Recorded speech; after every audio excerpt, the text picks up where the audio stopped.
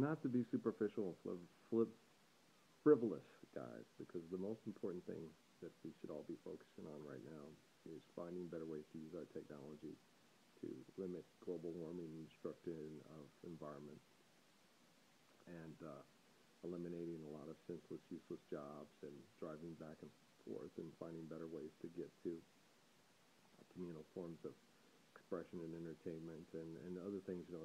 There are things a lot more important, trust me, than a football or basketball game. You're kind of feeling sorry for the Raiders fans here, but it's like it's just a football game, guys, and it's really, in the grand scheme of things, it's really not that important, but it does help people in a community rally around something that gives them something to feel better about, like what happened with the Chicago Cubs or the Cleveland Cavaliers. But in the grand scheme of things, it's really not that important. It's just maybe to help you guys have better positive thought processes that the world can be a better place, But sports helps us understand our relativity and our evolution and surviving brutal process in order to survive competition over the resources. But we can do it now with great integrity, like I explained to people when I was in college at Arizona State University, because, at the women's studies thing, football's just stupid and archaic and a celebration of testosterone. It's like, yeah, that's the reason you're here. Okay. What we used to do is we used to go and sack the city, kill all the children, kill all the men, and then rape the women and make our children. Now we play football. Way better than sacking the city. Wouldn't you agree? Okay, let's celebrate football. Let's celebrate football, but let's get even better at it, And the sport that I preferred the best when I was young was a sport called basketball, because it wasn't out to where you could literally knock the shit out of another person and hurt other people, even though it happened to me quite a bit when I did play. Yeah, especially that psychopath from Natrona. It wasn't a psychopath. Here's what it was, okay? I never looked at it here from his perspective, okay? I was this Mexican kid that hung out with the drug dealers. That was at Dean Morgan, and that Rasper was playing because Rasper wanted to win, and any self-respecting coach wouldn't let a drug dealer kid play and be the star of his basketball team, okay? So the ref's looking the other way while his kids beat the shit out of me because he didn't want to lose to a drug dealer because Rasper was playing a drug dealer, was his perspective. All right. So when we went off to New Mexico, back to that horrible drug culture and stuff, and I came up to stay with my sister and all that, he let me come out for the team, but then he treated me like shit, was condescending and abusive to me, wouldn't let me do anything I could do that was exciting like I used to do when I played at Morgan. And then on the fast break had his big guys run me over and knock me down and then tell me I wasn't as good as the other players and that I was just not fit and talented enough to play with them. Yeah, he was as bad as Treviso and Kaufman, okay? Because it was after Kaufman who had me go against that Gordon every day, who beat me up in practice, and I gave him permission to get rebounds or get a pass. When I sit and look at it, I think it's kind of funny. I hated it. Well, because I'm a point guard with excellent passing, dribbling, distribution skills of mid-range game, of creating and making beautiful shots and stuff, and then you're a guy that has to go in there and play the backup four guy who's like 6'3", 220, 215, fat, mean, cusses, ill-tempered, not very talented, but beats you up with elbows all day. And he can't get anything done because you're such a better athlete than him. And you learned from being abused by Treviso, guarding all the post people down there, how to guard guys in the post without taking a beating and stepping back and letting them lean into you, then standing back. They throw the ball in. He practically falls on his ass. You step in front of it, steal it. Same thing happening on rebounding. He had a 36-inch vertical. He had a 12-inch vertical.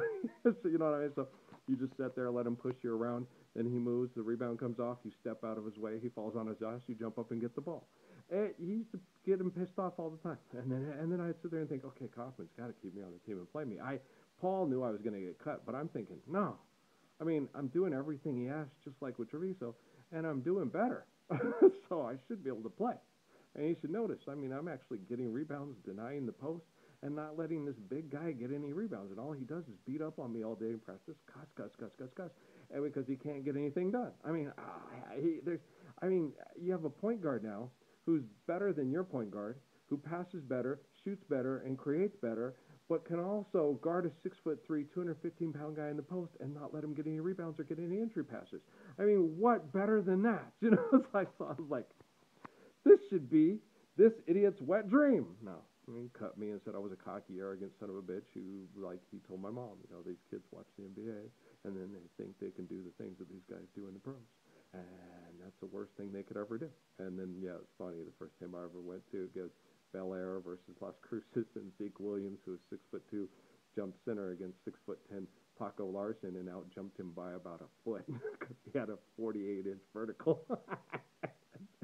And Zeke kept doing these spectacular things. And finally, when Zeke, it was funny. Ricky Puentes was shooting the ball, and he was on the three-point line on the far corner, and Zeke was standing under the basket, two steps out, jumped up, caught the ball in the center of the backboard. His head, he had a big afro too, was up even with the rim, like Harold and Jalen do. But Zeke was 6'2", and he took a jump and he leaped and he caught the ball in the center of the backboard, and they called goaltending.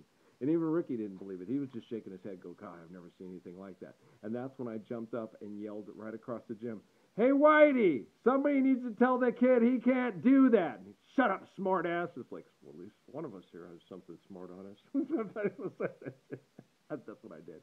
I was pissed. I did the same thing to Whitey Kaufman. It's the same thing I did to Manny Treviso. Everybody knows he's an asshole, and I did it right there at school. He was like, it's right for cutting that kid. He's a bad kid. I was sitting there. Francisco was mad at me because he was walking and talking shit to me because he was on the team and I wasn't. Treviso was walking in front of us. I go, no, I'm not playing, not because I'm not better than you, because you know I can kick your ass. It's because the coach is a jealous little asshole, and he couldn't coach for shit. And I said that, and he was like walking like 4 feet in front of us.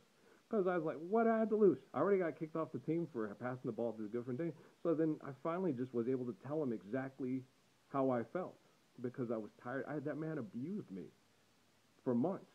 And so I told him about himself. And he knew I knew I was there because I was right there. And there he was. And I said it. Hell yeah. Because I'm Ralph Earl Parsons Jr.'s boy and Mary Magdalene Parsons' boy. I'll take off a dog collar and beat you with it because I hate you for purple passion. I don't take shit. And then it's the same thing with Todd Krim. I wasn't talking to you, nigger lover. I'm going to go grab him. And I realized, okay, I can't go grab him and throw him down the stairs. He's already ruined my basketball. And then he called ahead and called Kaufman and ruined my basketball career there. And then the other guy called Kaufman. He already thought I was a thug and an idiot, but he didn't have to get reinforcement from those idiots, Treviso and Kaufman, right? So, yeah, and so that's what happened. So that was their perspective. I was a bad, selfish kid that thought I was real good and was cocky. And the guy in Casper believed all the bullshit because I hang out with the black peoples and the Koreans. And the Korean guy, I did hang out with his brother. His cousin was a drug dealer, okay? My sister was a drug addict that got into a lot of trouble and a lot of trouble with a lot of people. So I was guilt by association with a lot of people and a lot of things. But, oh well, it's life.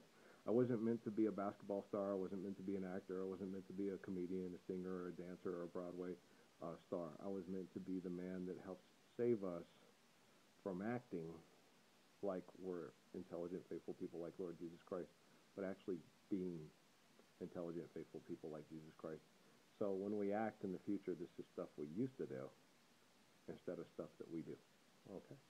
So we don't have, First Fight or whatever, and we don't have Resident Evil, and we don't have the underworld stuff anymore.